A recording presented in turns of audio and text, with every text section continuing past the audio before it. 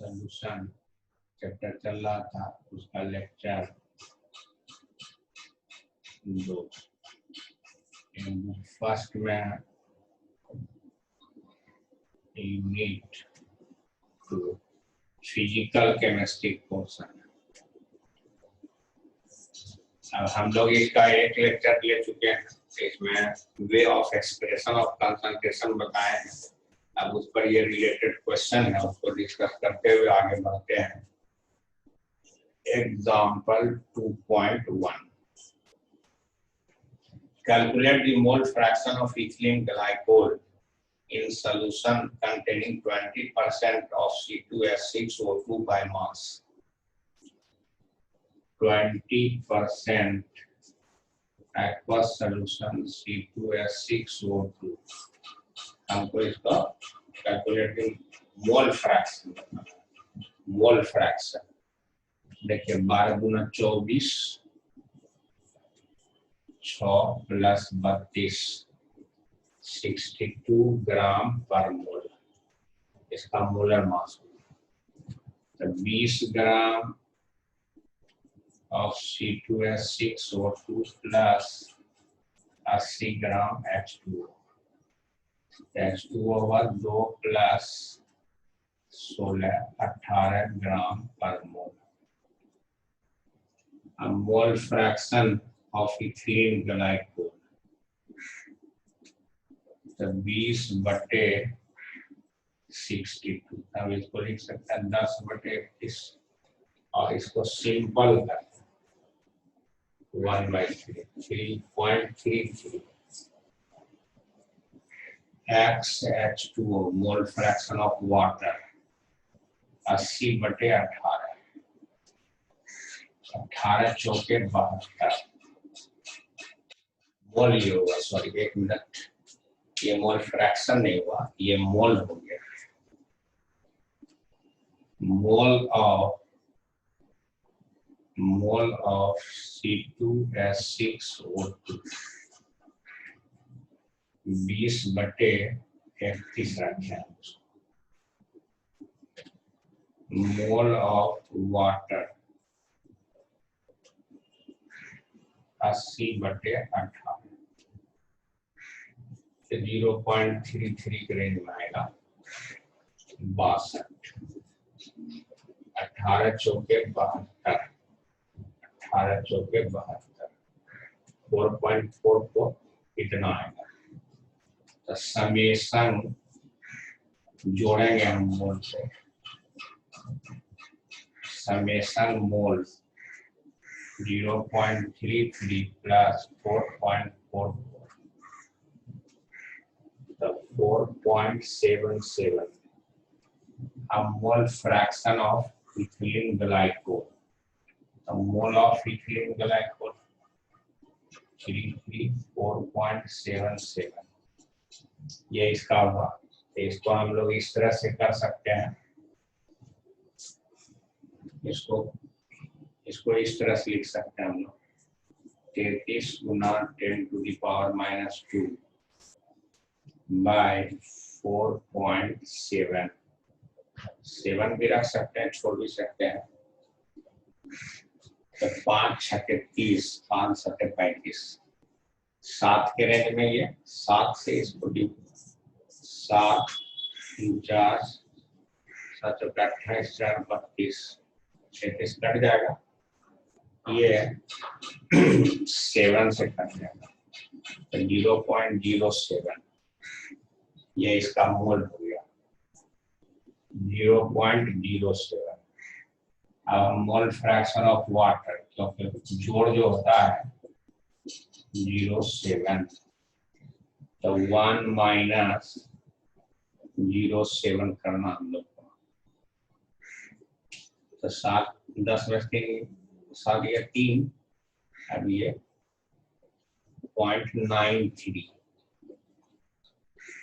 किसी का भी मोल फ्रैक्शन जो है 0 से 1 इसी रेंज में आएगा, यही हुआ 0.93, 0.93, 0.068, 0.07 के रेंज में आया।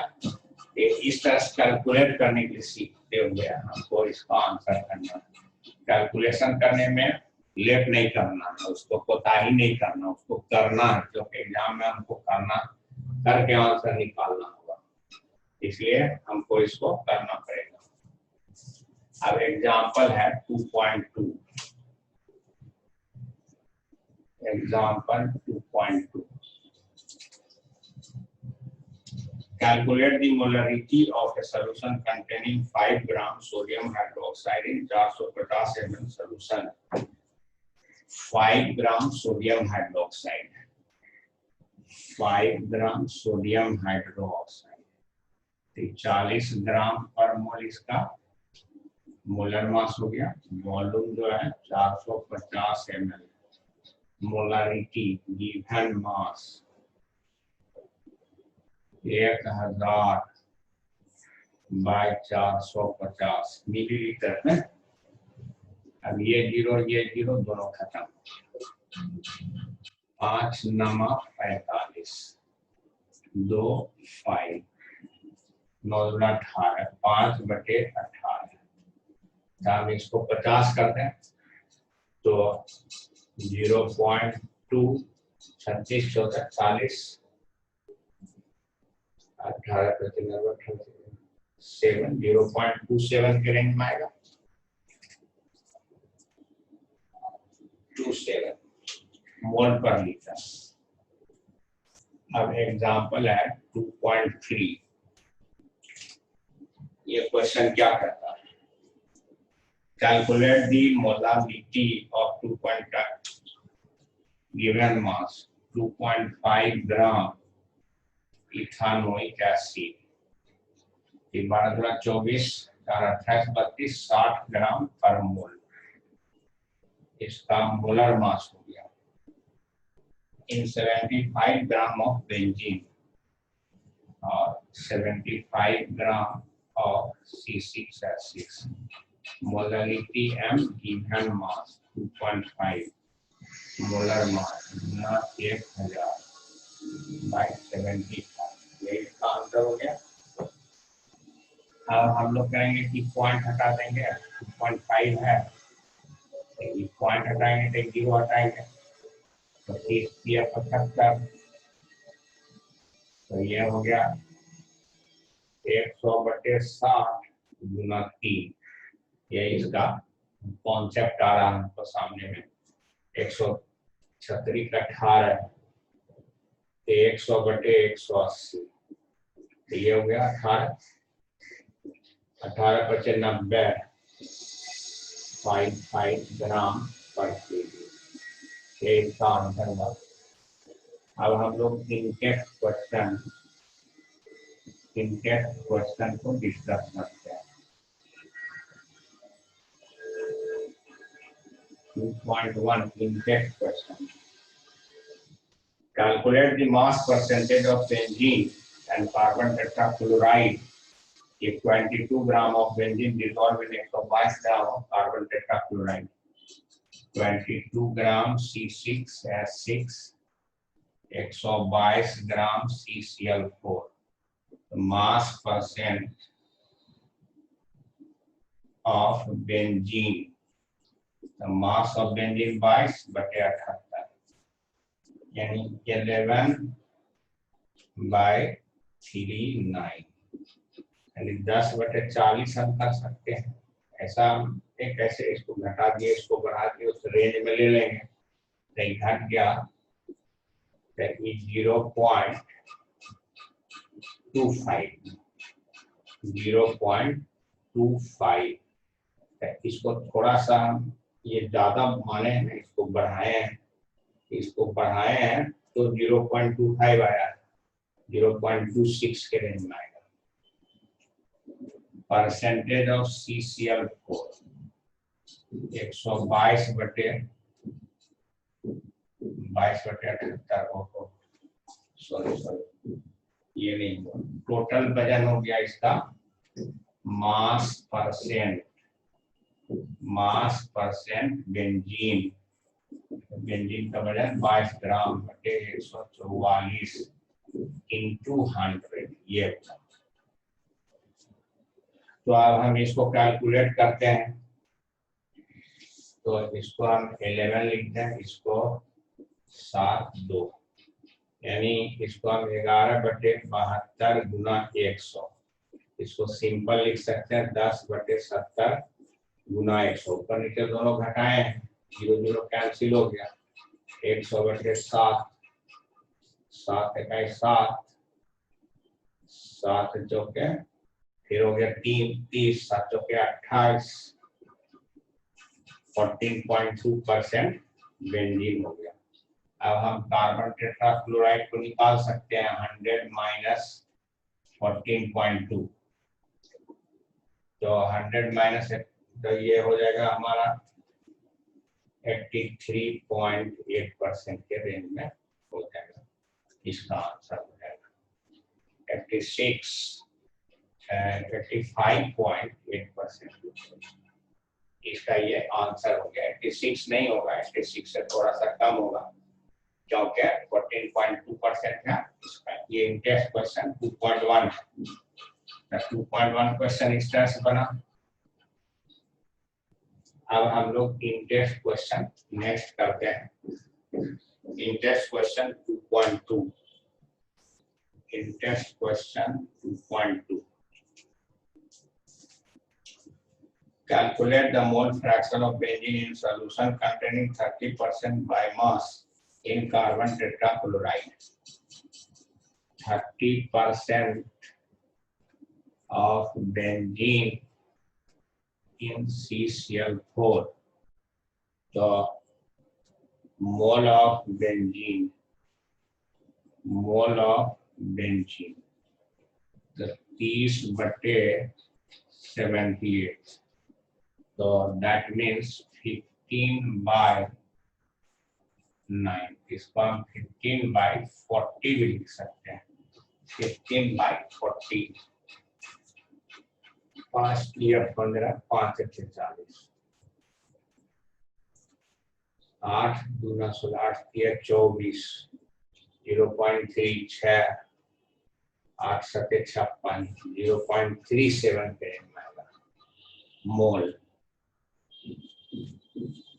मोल ऑफ CCl4 70 हो गया, 30% बेंजीन हुआ, 70% कार्बन टेट्राक्लोराइड, तो कार्बन टेट्राक्लोराइड 154 हो गया।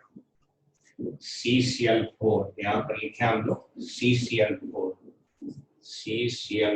12 प्लस 35.5 गुना 4, 142 12 154 हो जाएगा।